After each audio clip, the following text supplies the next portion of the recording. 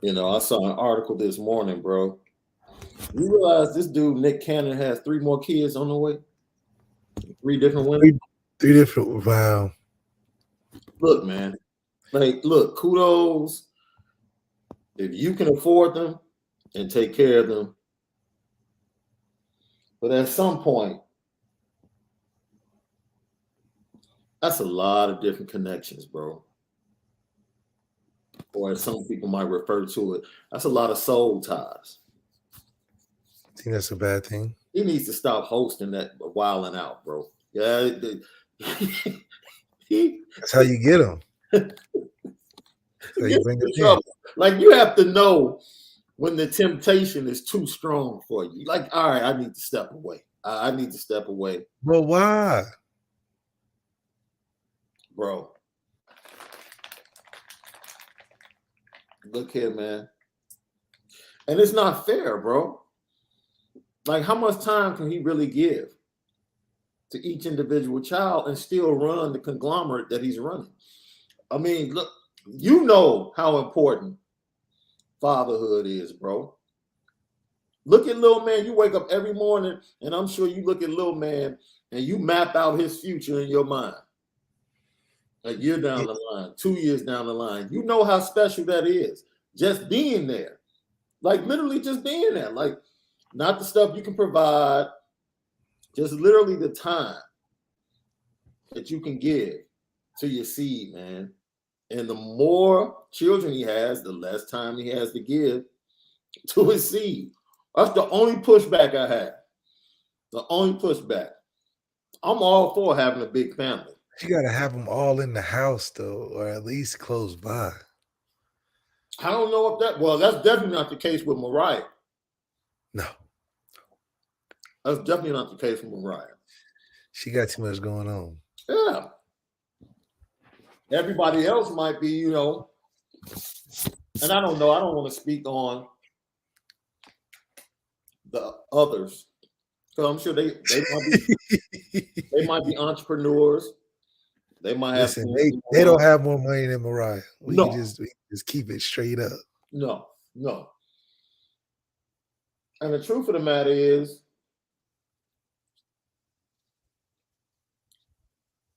because he has a son and a daughter with Mariah, right? Like twins or something like that, right? Yeah. They're always going to be the stars. Oh yeah, that's just the rich cousins. That turns to the rich cousins. Yeah. So,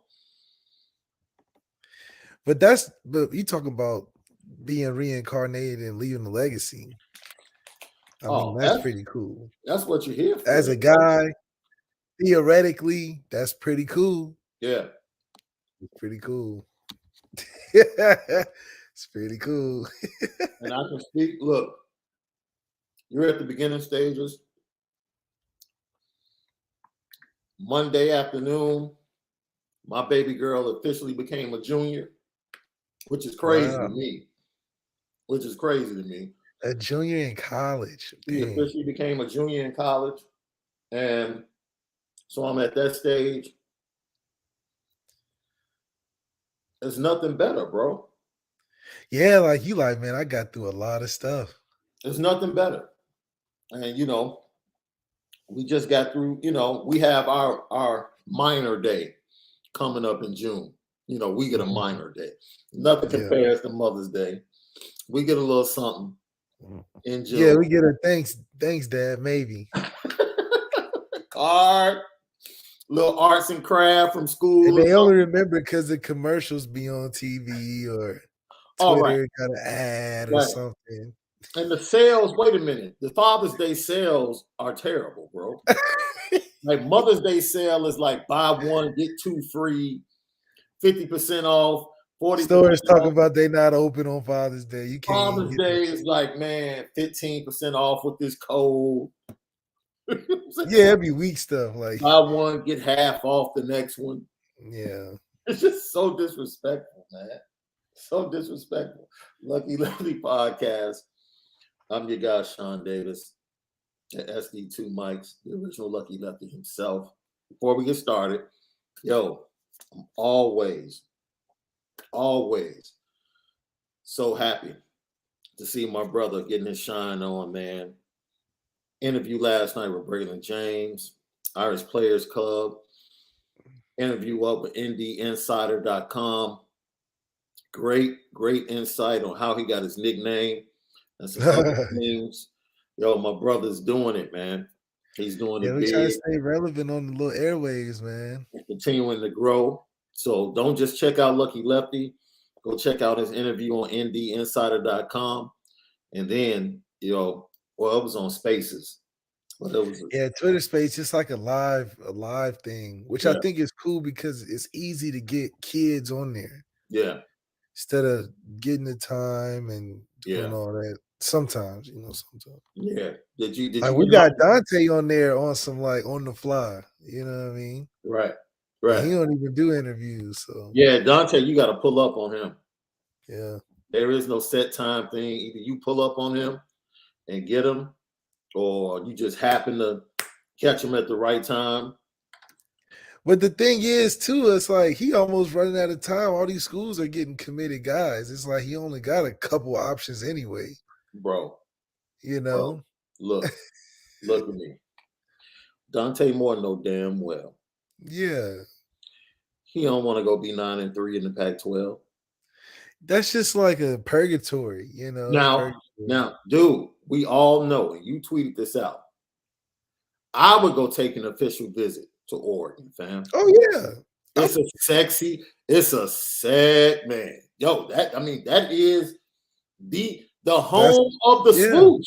Home of recruiting. Home of the swoosh. Yeah. Like, there is no sexier visit in the world than Oregon. It's not. I don't care who the coach is. Yeah, it don't matter the coach. Man, I would literally, you know what I would do? I would go to Oregon, take the visit, and say, look here, man. I really like the school. I'm really enjoying my visit. This is what I'm going to need up off y'all. I'm going to give y'all my address and my shoe size, and every dunk, Jordan, that's released from this day forth, I need that shipped to me. This day forth. Yeah, that's my negotiation. I don't want no deals. I don't want no NIL deals. None of that. Don't talk to me about that. Releases. Run them sneakers. Run them sneakers. We good. Run the sneakers and we good. I'm not saying I'm committing. So you'll commit. No. That's just to get in my top 5. Oh, you doing it like that? Yeah. Like, you want to get my top 5? Run the sneakers. Run the sneakers, man. Run the sneakers, bro. That's it. I need all the dunks. I need all the Jordans. And the Kobe's. I definitely need the Kobe's. I need all of those. Lucky Lefty Podcast. Man, you can't get Yeezys, huh? See, I don't know if they're still in production, though.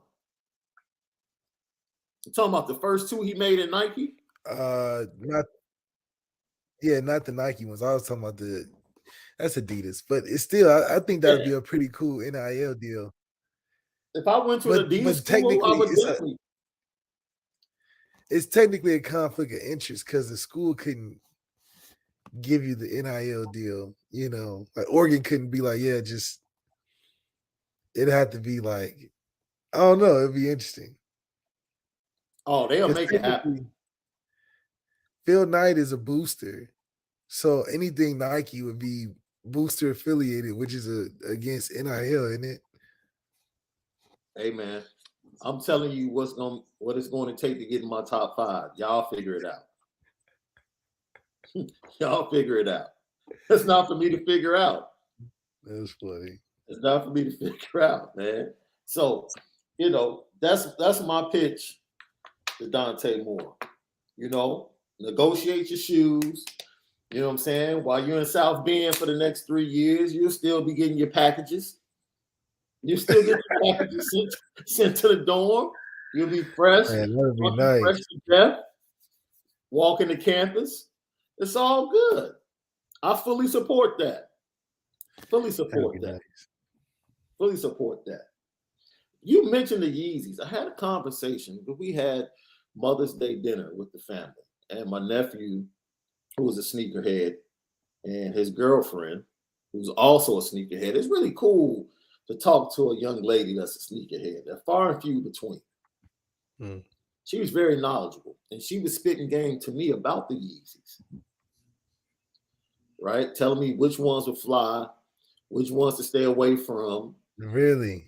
Yeah, I was like, yo, I'm impressed. What did she say about the 700s? Did she talk 700s? She said she really wasn't feeling the 700s. Oh, that's crazy. And I told her I was interested in the boots. I actually like the boots. Oh, I love the boots. It's hard to find the boots, but I love the boots. Yeah, they're very hard to find. And she said you have to be able to rock the boots. This is when I knew she was like, everybody can't rock the boots. She was like, now if you know how to rock them with the right jeans, the right pants, and we cool. Definitely got to be the right fit. Yeah. So this led me, the conversation I had, and what you just said has led me to an interesting question that we can discuss, and we definitely want everyone to talk about it in the chat. What's the best way to rock your uniform, bro?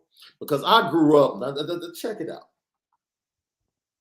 I grew up in the era when cats had the belly button out in college football. You know what I mean? Wait, is this game day or is this like just game day? Like game day. Okay. I grew up with cats having the stomach out, man, showing the six pack. I thought that was kind of fresh back in the day. I was like, okay, all right. Then they had, pants up above the knees, had a little bit. Yeah, that's around my time. Yeah, my time. But what's the dopest way to rock your uniform, right? Because we know how culture can be impacted by what's done on the field, i.e., the Fab Five. The way they change culture just by going to the black socks, the long shorts, they changed everything from a fashion standpoint, a culture standpoint.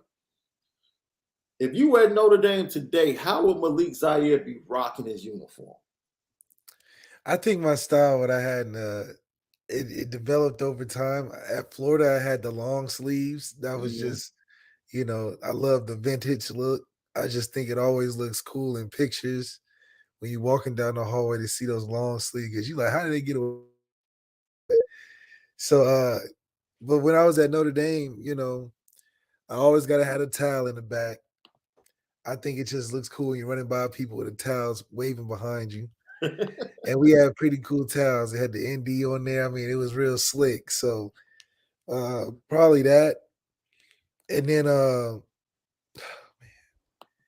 I couldn't really do that. I think the older I've gotten, the visors were less cool to me.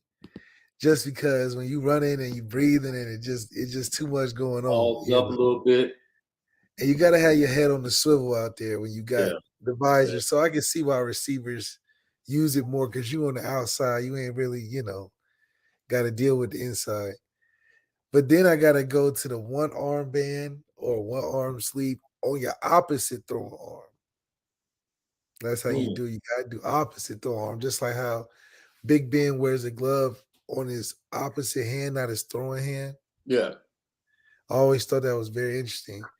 But definitely going the one arm band on the opposite arm, got the towel, and you must either have your shirt be a loose fit, not like a t-shirt, but like a loose fit, dry fit type of shirt. Good material, very solid, like a workout shirt, not the compression. Because any guy wearing compression, you probably not that good. You're probably not that good. The swag so is shown. No, seriously, the swag is shown with the t-shirt, like the ones you go to sleep in, right? So you get, but the thing is, you can't have the shirt sleeve sticking out because that's not swag. Now, don't some of the players rock the white? Well, I don't want to call it like the tank tops. I was about to call it the street version of the shirt. Yeah, you can't say the street version. No, I can't say the street version. You don't want to wear the tanks either, though. Okay. You damn near want to have like cut the shoulders off. You see what I'm saying? Okay. Because if you have the short sleeve sticking out, it looked like you just started football yesterday. But if you got the bottom of the shirt hanging out a little bit, you rolled up, Yeah. like you don't care, you know what I'm saying? Yeah. Like you fit, but you're not too clean, you Yeah. know. Yeah.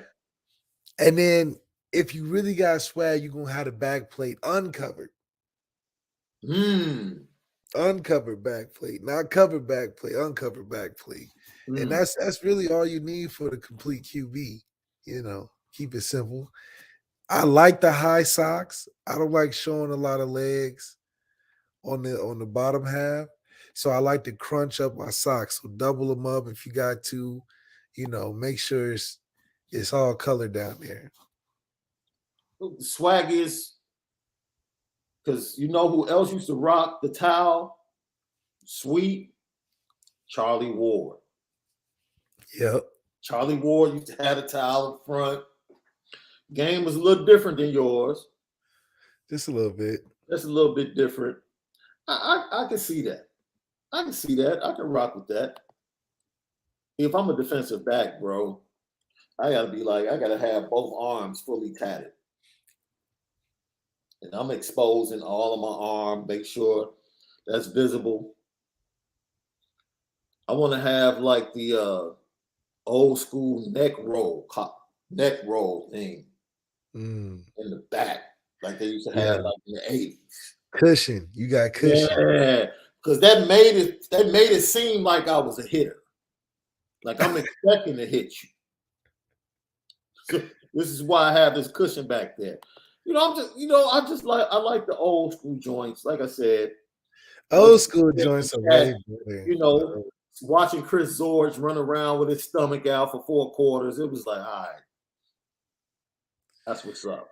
Yeah, I just think that just the old school way of jerseys was just way cleaner than the ones now. Just look too futuristic. It's like I'm watching a Space Jam or something. Yeah, man. Like the NBA switches up jerseys every game now, even the court. You know, the Lakers been rocking purple jerseys a whole bunch of times during the season. Yeah. Lakers need to make some changes, man. They talking about trading LeBron. How crazy. It's one of the best things they could ever do. What? NWJR said, yo, he would love to visit Oregon, Texas, Tennessee, OSU, and FSU. Drunk Vigo, now this is good, bro. This is good.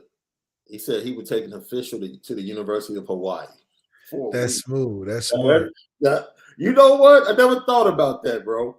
For a week, though. Yeah, I need to get a thorough visit. Yeah. All expense paid. Family need to come too. They need to check out where I'm gonna be at. I'm not bad at that visit. That's right. And what I know about Austin, Texas. Did I ever tell you the Adrian Peterson story? I think I told you that before when he visited Miami. Oh, okay. But so he visited Miami. It's a true story. I'll get a short version, and then we can get the longer version, which is much better. So Jared Payton was his host at Miami. So Jared Payton said when he hosted somebody, he flat out asked, like, yo, are you coming? He said, because there's 2 Miamis I'm going to show you. He said, 1 if you're coming and 1 if you're not coming. Right? So he said Adrian Peterson was 100 with him, was like, no, I'm going to Oklahoma. He said, cool. So he showed him the other Miami. The only difference is, you know, when you know a kid isn't coming, you're really not dedicated to like watching him for the night. You kind of let him do his thing. So they were at a spot. Adrian was with a group of ladies. And, you know, JP was doing his thing. Long story short, they lost Adrian Peterson, bro. Now the big story version is much better when you get to like what actually took place, and hopefully I can get my boy to come on and tell the story. But basically, they lost Adrian Peterson. They get to the building the next morning, and the coaches are like, "Yo, we can't find Peterson," and they're like, "Yo, what you mean?" And they're like, "What do you mean? What do you mean? Like you're the host?" He was like, "Oh, I thought he went back to his room." And for like 2 to 3 hours, man, they couldn't find Adrian Peterson. Couldn't find the man. Yeah, on South Beach. It's incredible. Even gets the best of them lost and caught up in it.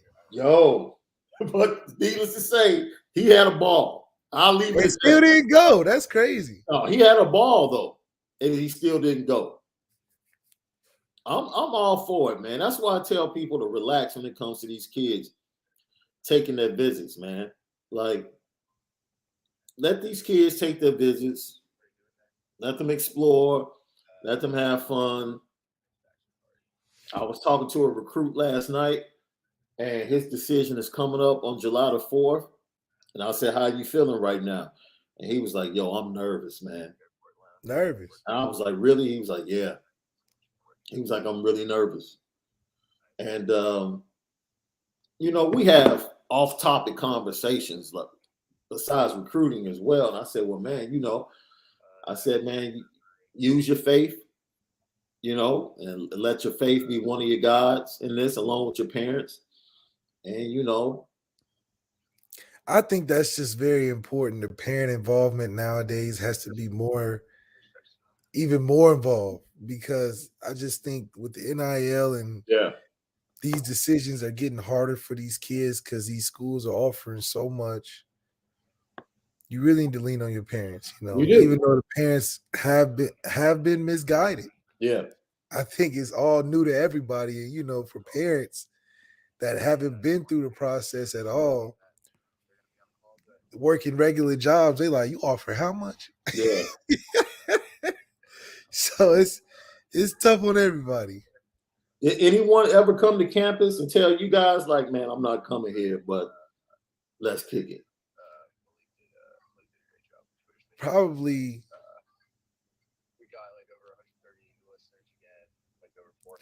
Probably Zeke.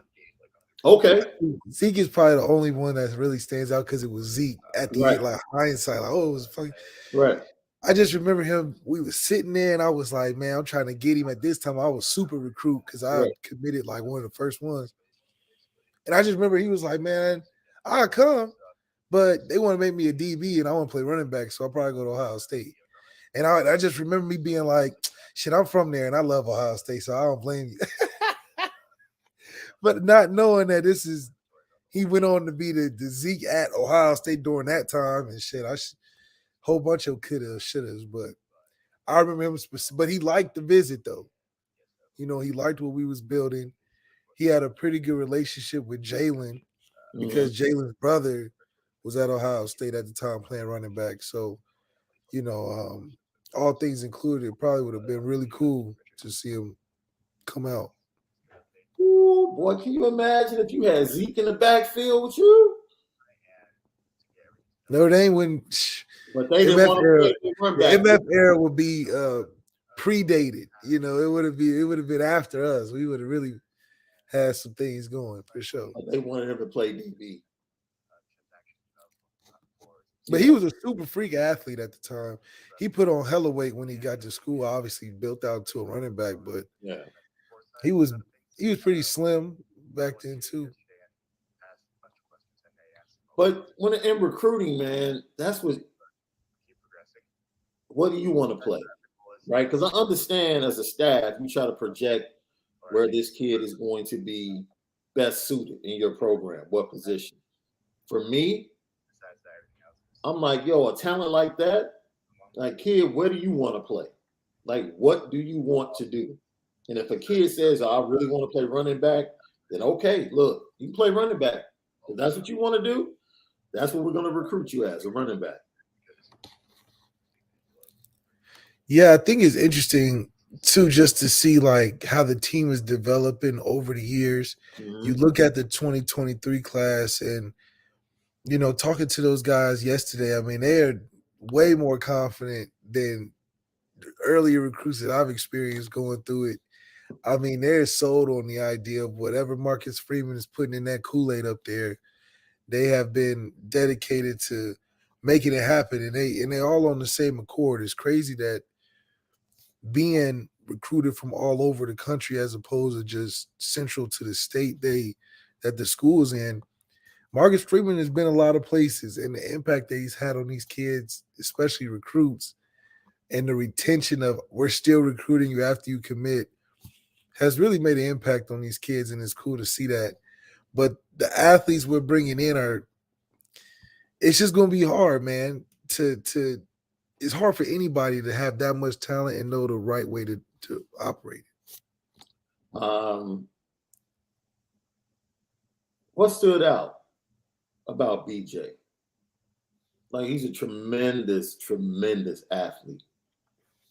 Just all I think the best part about him, which is good for what I think the team is changing into, is having more personality. Yeah. The EQs and Corey Robinsons and the Miles Boykins of the world are very modest guys.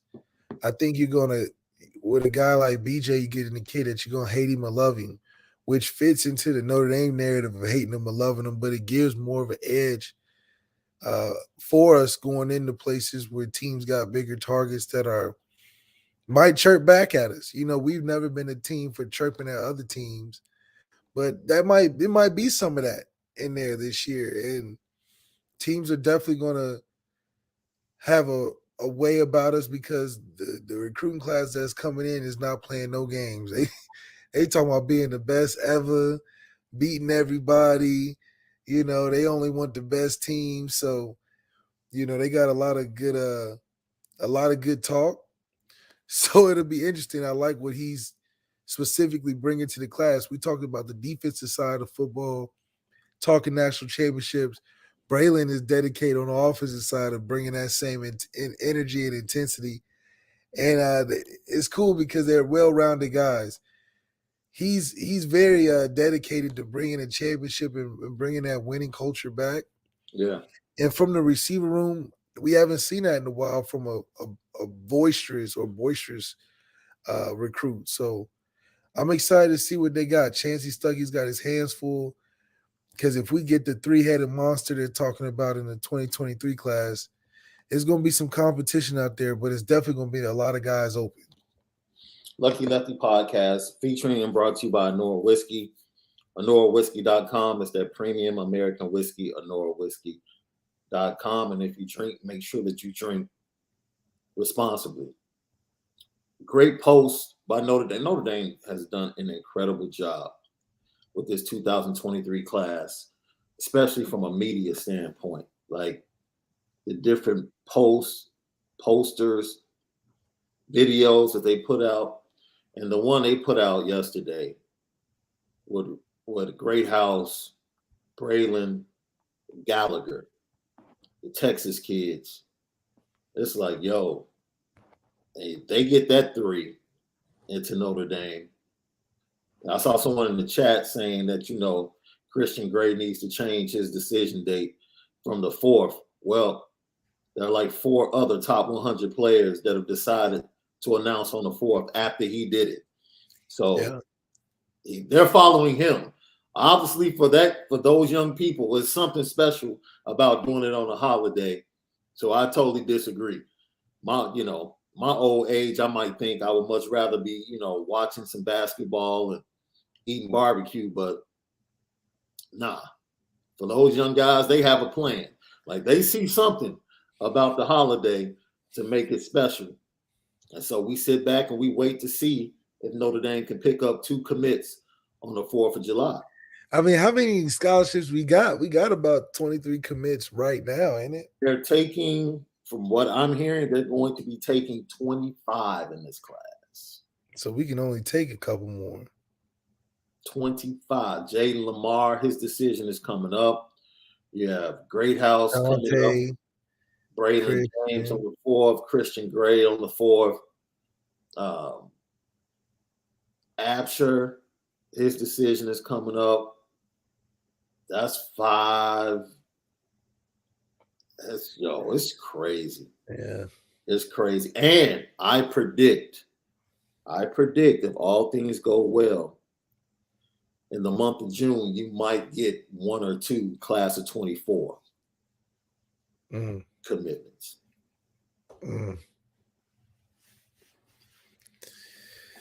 Well, it's a waiting game for sure. So, man, hopefully, like you said, things go well. But you know what I saw a lot of? I'm seeing a lot of Notre Dame players back home. And I wonder if this applies. You remember the first time you left? Maybe not, because you're a football player. The first time you went, usually the first time you get a chance to go back home after you go away to college is Labor Day, right? Right. So I'm typical, dude. Like, we come back from Labor Day. We came back. We've had class that Friday morning. Hopped on the road Friday afternoon. I was an hour and a half away. So I got back, and was the one thing we did, we went straight to the football game that night. Yep. High school football game. High school football game, and went back fresh with your college stuff on. Right. Mad love. It was really about the love. You got mad love when you went back. So I'm seeing like all these. We talked about Tyson Ford, his mom having to find storage for his stuff for a month, and all the preparation. I think Gabriel Rubio is over in Greece taking classes. That's how he chose to spend his time. That's dope. And, other guys are back home. Junior Tuilamaka went back to Hawaii. Hawaii, Man, what a place to go back to, bro. The NIL money got him back.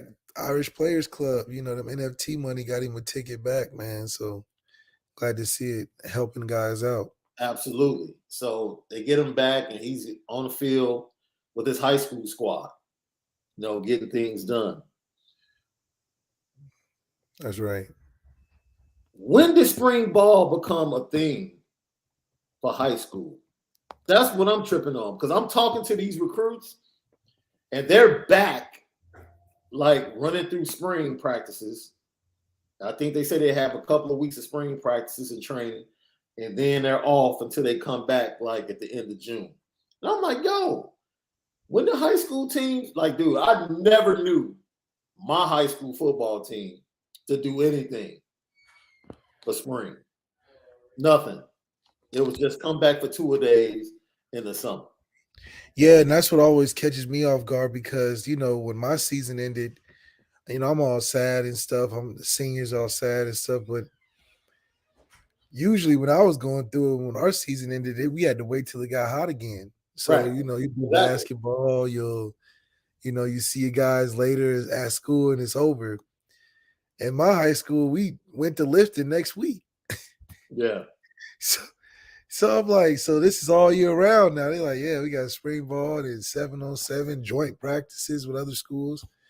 So now it's become a full-fledged club, type of situation for kids, where football has become a business, sort of thing. And maybe it's good because it's keeping kids out of trouble, because they about half crazy anyway. But it does give chances for kids to develop at a faster pace. But it's kind of weird, man. It's like seeing the same type of setup for like college spring. Coaches are coming by. Yeah. We're having college coaches on the sideline looking at our kids, asking us questions. So it's definitely proven to help kids get recruited more. It's strange. I talked to a kid, 24 kid from Florida last night, and he was talking about how intricate this time is, right? Because Notre Dame can't contact him, but they can come see him at the school. They can come to the school. And of course, if you're at a school, you're talking to the coaches. So you might not be directly talking to the kid, but you're talking to the kid through the coach. And on top of that, the kid can come visit.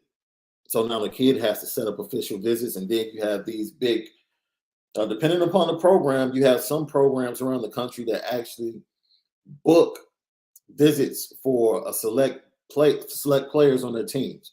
So they'll get 10 to 15 players on their team out of a certain class, put them on a bus, put them on a plane, send them to about 3 or 4 programs in a specific area, specific region.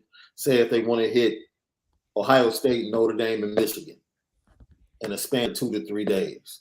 They'll do that, get them back to where they are, and those are visits. So that's what's really going on, and no one can really contact anybody until the new open period takes place. But the month of June is so important because you get the juniors on campus, and we're not talking about coming for the junior camps. We're talking about official visits, getting them on campus, letting them see the campus. They really can't get a vibe for the campus. And that was the one thing that stood out about the blue and gold game to multiple players that I talked to. It was the vibe that weekend. Yeah. The vibe around the campus, the excitement, and former players back. That was one of the biggest assets that came out of that weekend, the vibe. So, and everybody's worried about, like I see Michael Campbell, everybody's worried about June 10th through 12th. It's like, yeah, you're going to get 3 or 4 kids from the 23 class. No, maybe 2 to 3 kids from the 23 class. I know Christian Gray will be there. But then you might get somebody that comes in the 5th. Yeah. Like, big weekend, small weekend, it doesn't matter, dude. You close regardless. Close regardless. Whenever they get to the campus, close. And if you have them on a small weekend, that means it's more time with them. And that's where we've been winning at, though. We've been winning with the personal interactions on campus, whether it be big or small visits. Yeah. And talking to Braylon and Bobakar yesterday and just getting a feel from the 2023 class, most of them say the same thing. They say, yeah, everything was the same until I got to really talk to Marcus Freeman, or really got to sit and talk to the recruiting coaches, or really got to sit and talk to some people on campus in the academic center, or, you know, wherever they were on campus. That personal interaction stood out to them over anything football related. So I think the vibe and the energy that the Marcus Freeman is given is just, it's infectious, and that class is tied to that. And I think that makes it a closer class than it will be just getting a bunch of really talented guys. Chad Bowden really is a star, bro, amongst these recruits. He really is, huh? I mean, you were like, really? But these recruits really love Chad, man. I don't know what it is. You know, you find that ace in the hole every time in recruiting, and you really get lucky with it sometimes, because how do you know what kids really like? So that just fits the narrative. But it's crazy because we have a guy like Chad. Then you got a guy as experienced as a guy like Al Golden. And then you jump around and you get a guy that's experienced but very, very young, and a Tommy Reese. But then you can look on the same side of the ball and see a very experienced O-line coach in Easton. So he's got the right mix, man. The Kool-Aid is good over there, and I'm drinking it. Man, everybody's drinking it. Lucky Lefty podcast. So in case you missed the previous 2 shows, we did our strengths and weaknesses. Then we did our must-haves. The must-haves, man, is a really funny show. Check it out. Also available on Apple Podcasts. Moving forward, the face of Notre Dame. And you've talked about it. The face of Notre Dame, you felt like under the last regime was always the head coach. And you felt like that wasn't the right thing. What you just said and what you just told me lends me to believe that Marcus Freeman is the face of Notre Dame right now. He just is. And maybe he has to be, to set the tone and set the foundation. But you really have always believed that the players need to be the face of the program. Do you think that's how things are going to eventually be under Marcus Freeman once he gets a couple of classes in? I think the face of the program is made up by the players, But I think the face of, handling all the things involved with football outside of playing football, Marcus Freeman is very comfortable being that face of there. I mean, he's flying to all the Notre Dame alumni clubs and flying the recruits and doing all the necessary work to build the brand in which makes Notre Dame so great. It's a reason why we're only college football team every Saturday on NBC. You got to uphold that attraction. Marcus Freeman has been the perfect fit for it, and it's really been seamless. And the effort that he's been able to manage and juggle all these things, and is a little surprising considering that we didn't even know the Notre Dame football coach could be this involved in the off season and during recruiting, because we were so used to and comfortable with what we was getting from Brian. So I think it's interesting to see how much more the Notre Dame head coaching position is valued, how much more the head coaching position comes into play in recruits and just in the program in general. I think just the essence of taking up what it means to be a Notre Dame head coach, Marcus Freeman is damn near doing a really good job at it, and he's only just gotten started. So it's okay if he's the face of what it is right now, because he's pulling all the right things together to make it go where we need to go. But the players make up the face, without the soldiers doing the work. It's hard to make the brand shine bright like it does every year. Yeah, I think when you look at certain programs, it changes, right? Like the face of your program should change because it's college. It's not like, Mhm. professional sports where you have Tom Brady there for 15 seasons and he's the face and you know it.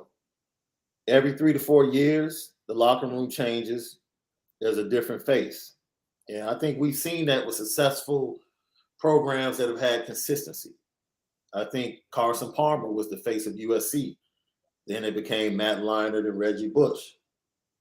And then it went Yeah, from him to Keaton Slovis or other yeah. guys that eventually became. Well, I don't think because you're the quarterback, you are the face. I think you're automatically the leader, but I don't think you're the face.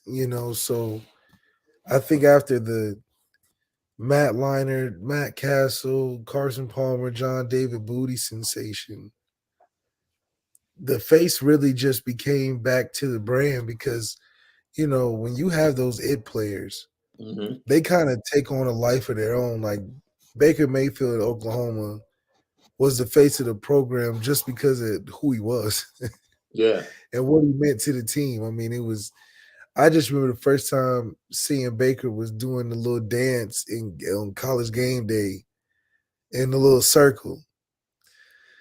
And I instantly thought he was overhyped. Yeah. Yeah. He ended up winning the Heisman, but it just proves that the face of the program can be made by the right players very fast. And I think the transition, like we understand, I forget, someone wrote an article recently that I read talking about the struggles of Notre Dame at the quarterback position and why Dante Moore and getting him in the fold is so important. The Marcus Freeman has changed the culture, but Dante Moore can change so much more by committing and becoming that dude on the field at that position. And he automatically, like you said, becomes a leader. But if he's successful, he opens the door and changes like the next 3 to 4 recruiting classes for Notre Dame. Because now all of the quarterbacks in 24, 25, and 26 see him and they're like, oh, okay. The same way you can say, I don't think your guy is at Alabama if there's no Tua. Like if there wasn't a guy that kind of changed the dynamic, One because Nick hundred Saban, percent. yeah, yeah, 100. yeah. You go from AJ McCarron, still won a national championship, and then you go to like Tua, That Then you go to opened the Blake door. Sims. It's really Blake. I'm giving credit to Blake Sims first. That's true. Then I go to Tua and then Bryce Yeah. and Mac Jones, because then I would say if it was just Blake Sims to Jalen, then the guy they got as the backup, Jalen Milroe, should be the starter because he fit that mold, I'm assuming. Mm-hmm. Bryce is a one-off because of what Tua and the success Tua and Mac were able to have so early. Bryce wouldn't have gone to Alabama if it wasn't for the success of Tua and Mac and how they had it early. Right. So once they changed their offense up because of those two guys, that's how they got Bryce. Because Bryce would still be going to USC and probably be in a good situation under Lincoln, never leaving, But which means Caleb wouldn't be at USC. Which means Caleb still be at Oklahoma. Probably. And who knows? Maybe Caleb would have came around and been at Notre Dame. But it's crazy how college football plays out that way. It is. It is. Lucky Lefty podcast. So, in talking about that, I think ultimately what you're saying is the foundation of the program is the coach, but the face of the program is ever evolving because of the roster and because the new guys being recruited and coming in. Quarterback is the leader, doesn't necessarily make him the face of the program, which kind of goes back to the discussion we had yesterday when we asked fans, who are the best two players on Notre Dame? Like, we know the face of Alabama, right? We know who the top two players are. We know the face of Ohio State from a player standpoint. So we have to ask the question, like, who are the top two players? Like, if you have that preseason guide, who's going on the front? Who is it? Who's the face? And at this point in time, are we just throwing Tyler Buckner up there because he's a quarterback? Some of that is true. Yeah. Some of that is true. Because you want to root for the guy. Because we need him to be good. Yeah, we need him to be good. So you want to root for the guy. Need him to be good. Yes. So it's like it's like glass half full or half empty. We're definitely half full. Right. Until you play and then you don't show us that, Right. And people automatically say Michael Mayer, and you pointed out something yesterday, like, you need him to be better. But I think that's just the legacy of all our tight ends except Eifert and maybe Rudolph, maybe. But the history of our tight ends have always been they've been really great, but never been impactful on a game-changing level for us, other than Eifert. Because we were literally just throwing to him so much, we started splitting him out single-side receiver and just throwing one-on-one. Look, man. Isn't it crazy? That's the one dude I thought was going to go to the NFL and just wreck shop. Yeah, he got wrecked. That's what happened. It was really injuries that stopped him. But terrible injuries, like, and of course, like compound injuries. Yeah. And of course, the franchise he went to was just whoa. It's horrible. I mean, they're great. The Bengals? No, we're talking about at that time. Oh, yeah, they were still all right under Marvin. All right, come on now. Well, we had Ben in his prime. You know what I mean? Ben was good. Yeah, he was. So, but I mean, that goes all the way back. There's history for Notre Dame tight ends. I saw a graphic yesterday talking about Notre Dame, I think, still has the most tight ends in the NFL right now. We have very serviceable tight ends. They're not superstars. They're just guys you need on your team. If that makes sense. Like Durham Smythe is he's not Mike Gesicki, but he's a good other tight end. You know what I mean? Yeah. If that makes sense. Like Durham wouldn't be, your number one scorer on your basketball team. Right. But he 100 is your Pat Connaughton of your team, though. Yeah. It's like you need him, though. Yeah. Shout out to Pat Connaughton. He made some big shots last night. Pat Connaughton might mess around and be a Hall of Famer. He keeps sticking on the same team for this long. Man, made some big shots last night. And yeah, we'll get to that in a few minutes, about 10 minutes. We'll get to somebody else that played in that game. Isn't it crazy, Brock? So Brock Wright didn't even start. It's so crazy that Brock Wright is the most underappreciated, underknown tight end we've had. Yeah, you're right. Because did he even get any real impact moments at Notre Dame that you can remember? Because I thought Tommy Tremble had more. He had a few touchdowns in some games. But he's nice, though. Tommy Tremble and Alizé were kind of used like differently. Like that was when they tried to have like the pass catching tight end and then the more all around tight end on the field at the same time. And I really didn't think I thought Alizé's production was okay. Alizé could have been way better if Alizé just a different guy, man. Yeah. He got a different personality. But I think his talent would have made him the better pass catching tight end we've had in a long time. Yo, and like we see in the chat, I got Freddie C. Freddie Go 3. Thank you, man, for tapping in. Don't think it's necessarily bad that the coach is the face of the program. It's just if he makes it completely about himself, then that's when it turns bad. And we agree with that. You know, we didn't say Marcus Freeman being the face was bad at all. But it is bad when you as a head coach are the face of the program and you don't allow any of the players to be the face with you. Like the players look, kids watch players, man.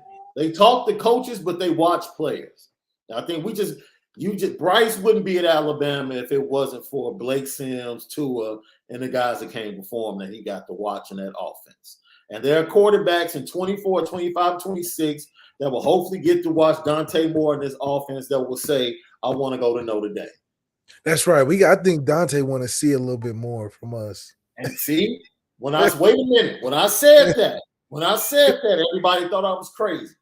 I was like, yo, if I'm Dante's father, I'm like, yo, let me see what Tommy Rees is about to do. I want to see a couple of games. That's just me in that position. But because Dante's good enough he got to really evaluate that kind of thing, you know. He's not just like a good quarterback that's looking to get introduced into a whole. He's got to go in there with a right system because of his talent and where he can go. Yeah. Yeah. Look, but man, I'm sure Tommy got to show him something.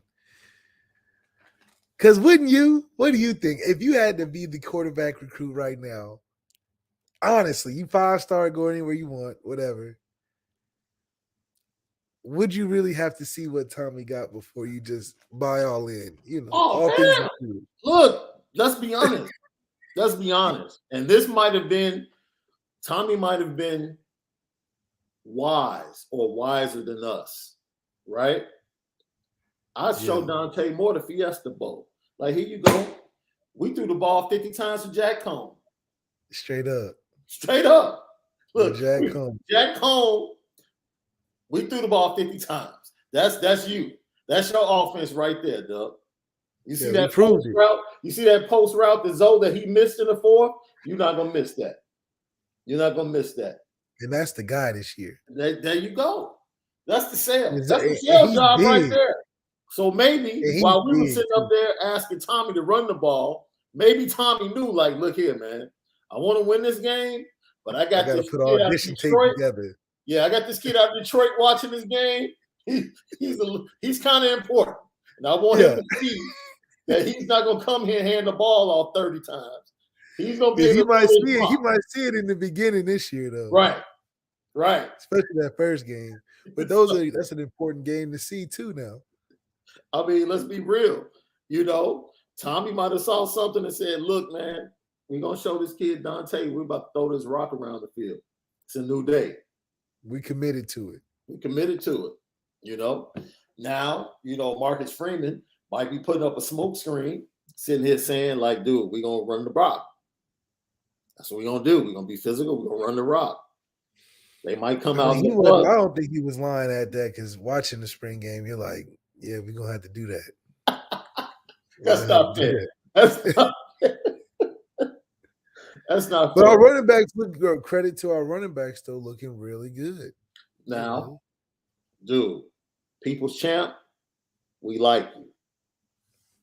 And just going back to what we were talking about at the beginning of the show.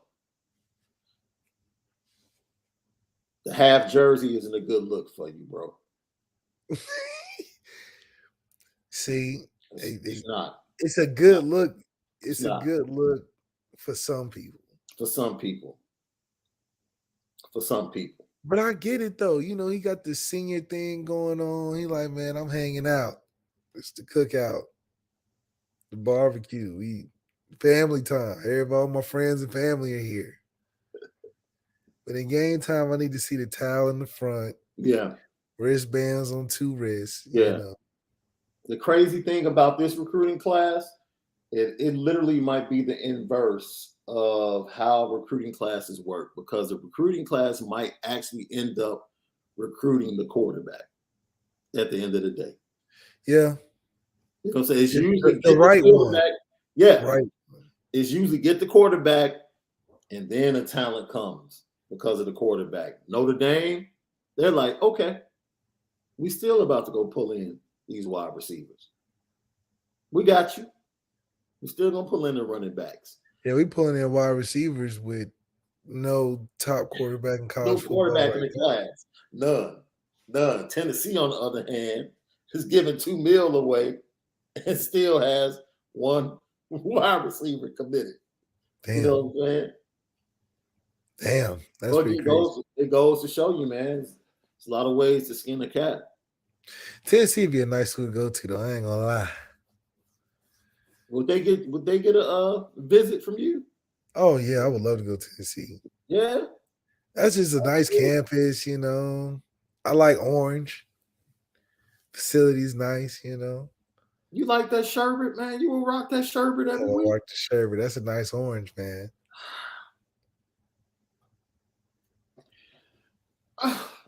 I liked Tennessee when they had Eric Berry, but Tennessee hadn't been known for winning too often. My visits would probably be for weird reasons. Hang with me for a second. I already told you why I would do Oregon, right? I'm locking my shoes in for the rest of my life. I already told you.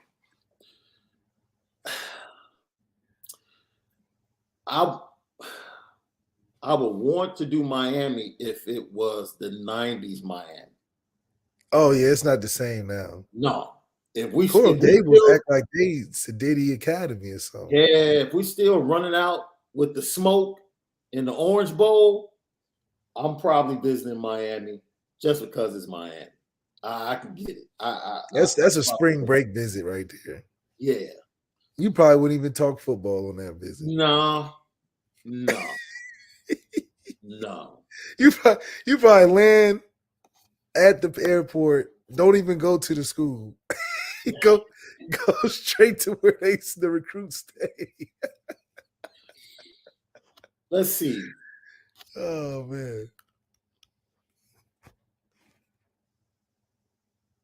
I probably would definitely go to Alabama just because. Because the prestige, yeah. Just to say I was there, they recruited me. Yeah. I took a picture in a uniform. I'll go for sure.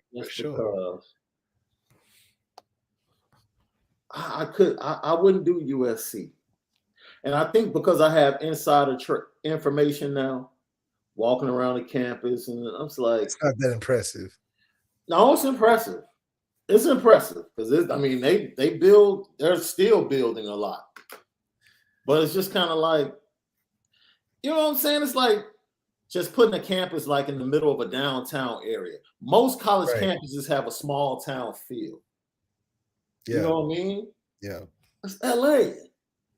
I mean, I don't know. I like Northwestern's little campus. That's smooth. You talking to a Chicago dude. Like maybe for Not you. impressed. Not No, impressed. no. No, they don't even have a Divine Nine Greek life, bro. Wait a minute, but DePaul's nice though. Very much so. DePaul's But you nice know why? city You know why? school. DePaul is very similar to NYU. Yeah. Oh yeah. It's nestled into a same type neighborhood. It's a neighborhood feel. That's Yes, why I like neighborhood DePaul. feel. Yeah. Kind of away from the city, but you can still go to the But city. you can still get to the city. Absolutely. And the best, Absolutely. and I think it makes it so cool too, because they don't have a football team. So that takes out a lot of what you would think of a facility that you would want for a football school. Yeah. The basketball is perfect fit for what they got. It's like a little village. I like DePaul now. Yeah. Like now, I would definitely. I see somebody in the chat. Yeah, I would rather visit UCLA than USC. Yes. If I'm going on a visit. Yes. Because the hills just feel a little bit better. Yeah. You see more homeless people downtown. Yeah. Yeah. And I probably, you know what? See, man, being a 90s kid, man, and these programs not being at the same level really kind of gives me pause. But I definitely would have done Florida State back in the day. Oh, what? I'll do Florida State right now. I definitely would have done Florida State back in the day. That's low hanging fruit. I think everybody want to do it. Let me tell you why, dude. Because this is because you envision yourself like running on the field. You know what I'm saying? I would envision myself running on the field at Notre Dame. I would envision myself running through the smoke at the Orange Bowl. You know, you said, you know, you would love to go visit Tennessee. You can see yourself, envision yourself running through the T as the band opens up. Like, that's dope. Yeah, dude. I can see myself in midfield talking that ish, you know, as the horse comes out with the rider with the flaming spear. Like, yeah, I can see that. I can see that. I can see that. Yeah, it's a hard opening for sure. Yeah. I don't think, man, you know what's cold? What's cold to me? I would never do it. But like coming out behind that big buffalo up in Colorado, I think that's kind of fly, dude. Yeah. Now you talk about college town. That's a college town. That's a college you want to town. get a college experience. Yeah. Go to Colorado because it's only Colorado out there. Like you've been to Gainesville. I think in the 90s it would be fun. Like during the time they was winning with Urban, I would have loved to go to Florida during the time they win with Urban. Yeah. Yeah. But other than that, yeah. Now, if I was a hooper going on a college visit, I would definitely, since we're talking about California, I would definitely go visit Pepperdine. I'll go visit Pepperdine just to visit. You got better options of just places to view like basketball schools than football schools. Basketball schools, they put you on something real nice. Even JUCO schools got some nice basketball views. Yeah. Yeah. JUCO basketball schools have very nice facilities. Louisville. Now, if I'm going to the state of Kentucky, dude, I'm going to Kentucky as a hooper. That I'm definitely doing the Kentucky. Big Blue Nation? Yeah. Yeah. So ultimately, you know, face of the program is Marcus Freeman. He's doing an incredible job. I don't know how many times we have to hear recruits say, I wouldn't be at Notre Dame or I wouldn't be committed to Notre Dame if it wasn't for Marcus Freeman. Classic recruiting line, Marcus Freeman. Was there anybody that you can remember that said they committed to Notre Dame because of Brian Kelly? Not one ever. I didn't even do that personally. Gunner Kid? I didn't even no kid has ever said, no kid ever. Ask kids that are there now if they went there because of Coach Kelly. It was like the thing with Coach Kelly and going Notre Dame at that time is like, okay, I've seen everything Notre Dame's included. That's A1. Mhm. Oh, okay, they got a winning coach. His Yeah. name is Brian Kelly. Oh, okay, well, that's not that bad either. That's how that goes. Yeah. It's not like, oh, they got a winning coach that's done this and that. Oh, he's Brian Kelly. Oh, I gotta go from. I've always looked up to this guy. Never said ever. Lucky Lefty podcast. You had to get that one off your chest. No, I'm just saying. No, I ain't never heard it. You know. So like, you guys ever hear anybody that no. now I've said I've complimented him on his accomplishments because that doesn't make you a hater. If you can recognize somebody's accomplishments, doesn't make you a hater. But if you being a reason why somebody going somewhere, it's like, come on, bro. No.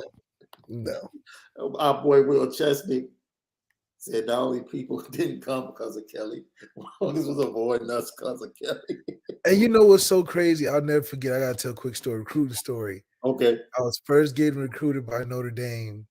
Rest in peace. My recruiting coach in high school named Tim Edwards. Okay. Really wanted me to go to Nebraska. And who was the coach in Nebraska then? Was it Stolich? It was Tom Herman was the offensive coordinator. It was Pelini. Oh yeah. Okay. Yeah. Bo Pelini. And so he was just because he remembered Coach Kelly from Cincinnati, and he was really good friends with Tony Pike. Mm-hmm. The quarterback.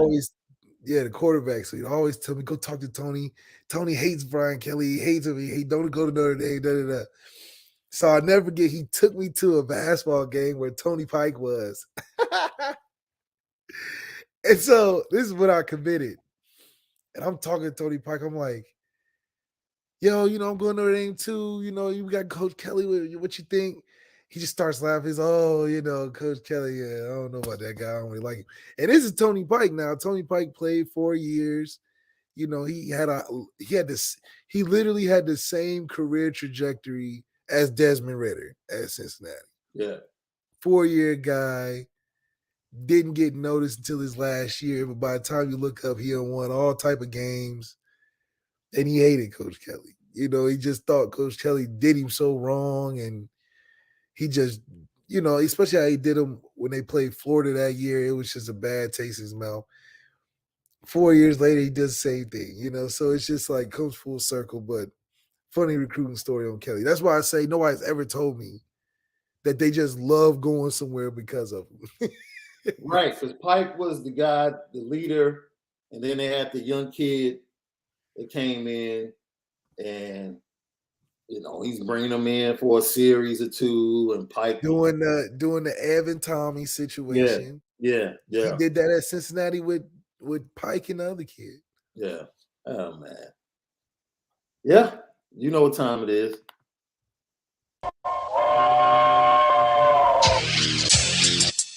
Petticoat,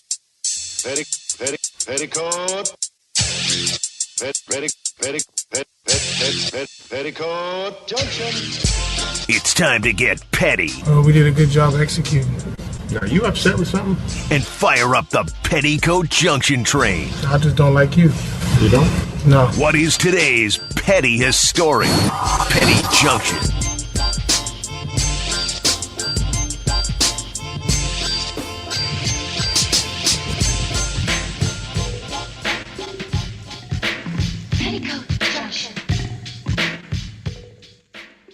Petty Junction, petty stories of the day, each and every day right here.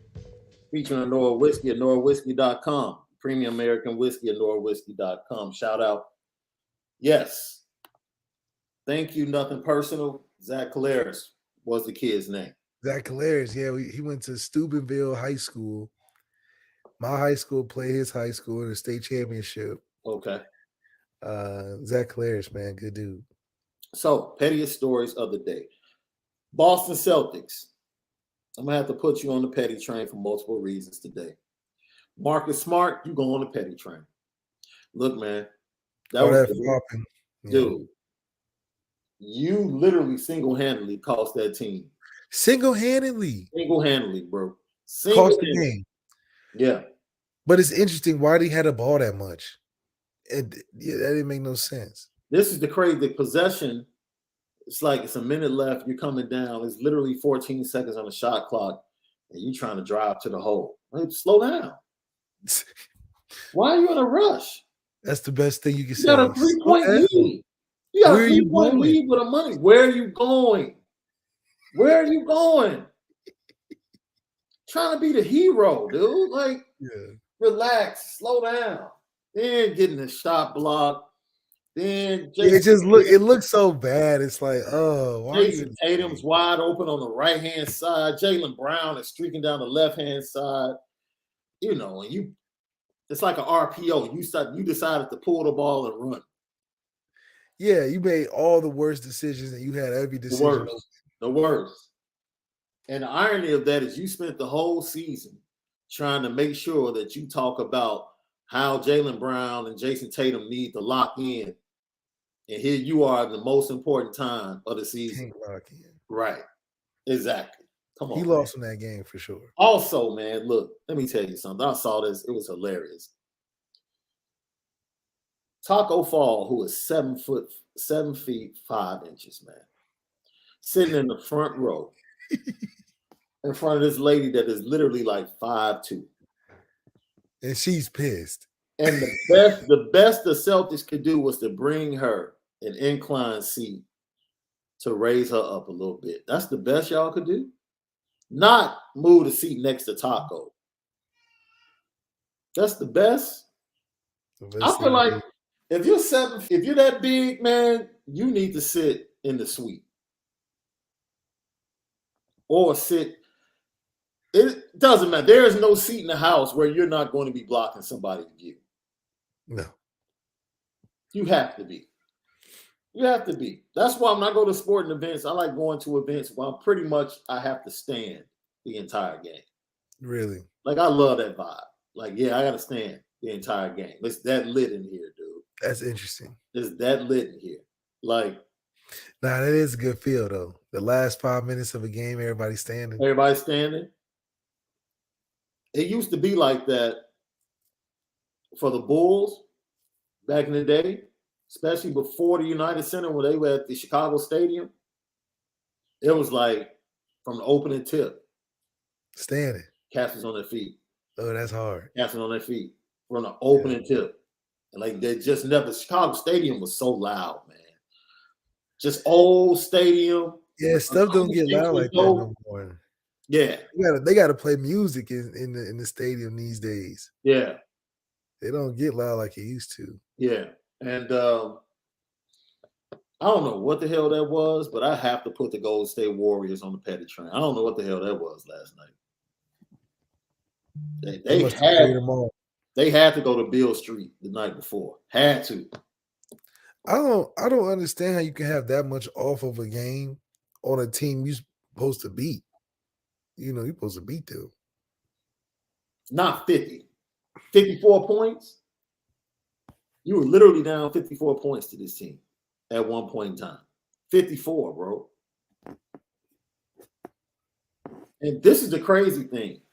In both series, in my opinion, Milwaukee, Golden State are about to advance. And literally, Boston and Memphis have outplayed them if you look at the series. That's crazy. That's crazy. Memphis had a chance to win game 1. Memphis had a chance to win game 4. Yep. Dude, Boston pretty much has had an opportunity to win every game. Yeah. Every single game. Every game came down to them missing a shot at the last time, every time. And they're about to go home. About to go home. It's a possibility they might have to go home. That's sports. Yeah. That's sports for you. That's why we tell you the one thing that has to change, that we must have, is that we got to get them terrible teams up out of there early. Early. We're not playing around. Yeah. Because now, let's keep it real. Let's say Steph twists his ankle. Golden State wins, but Steph twists his ankle. Now he has to go into the Phoenix series with a twisted ankle when the series should have been over. The series should have been over. Let's say Draymond hurts his back. Or get suspended. And now that's a game in a pivotal series against the Suns. It's crazy stuff like that that always seems to creep up when you don't take care of business.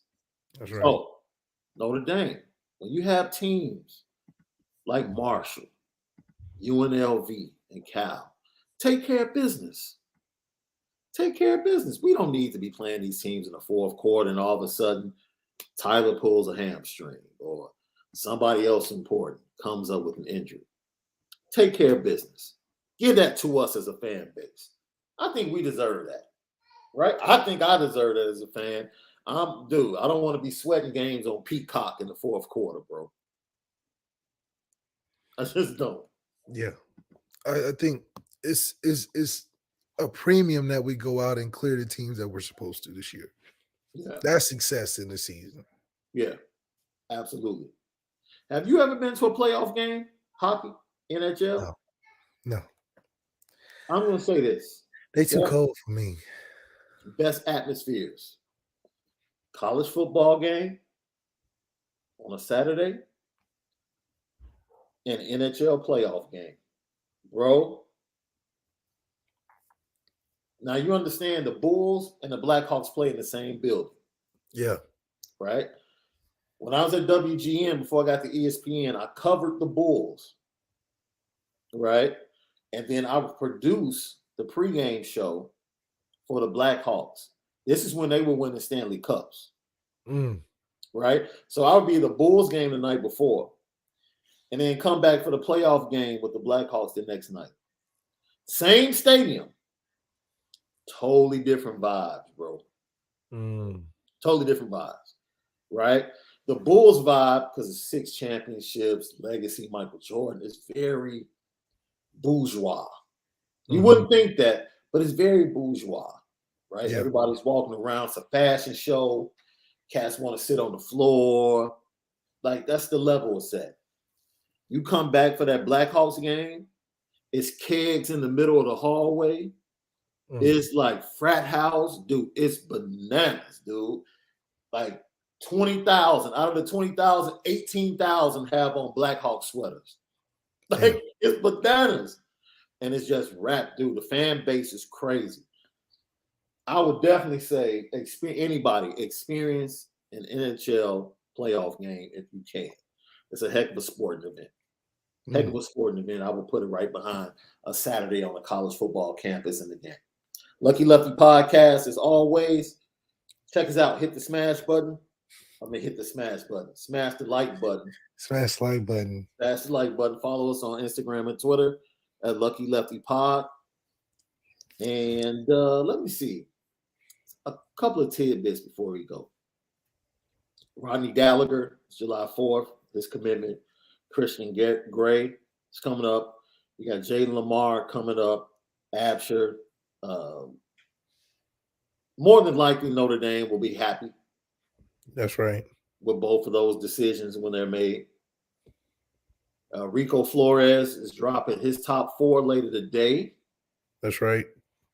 On Instagram. And to everybody, happy Kendrick Day. If you haven't gotten the leak, if you have not received the leak already, I feel for you. We'll have to talk after this. You got to have connections in the business. Yeah, look, we out. We out. I'm texting you right now because I need the link. Are you serious? You had the link holding out on me this whole time? What's need that link. ASAP. Rodney with Gallagher? He's slotted to make a lot of NIL money. We can't afford him right now. Rodney Gallagher. Look, Demetrius Rex said, what leak? Yeah, I already texted you, so I'll send it to you, Demetrius. I got you. So for my man Malik Zaire, Shaun Davis, Shout out to Steven Martinez, 626. Go Irish from LA. What's up, Steven? You got another LA dude? I'll be back in the dude. Somebody told me I might as well get my driver's license changed. Might as well. Don't play with it, man. Let's go. See you guys tomorrow morning for another edition of the Lucky Lefty podcast. As always, spin it different today.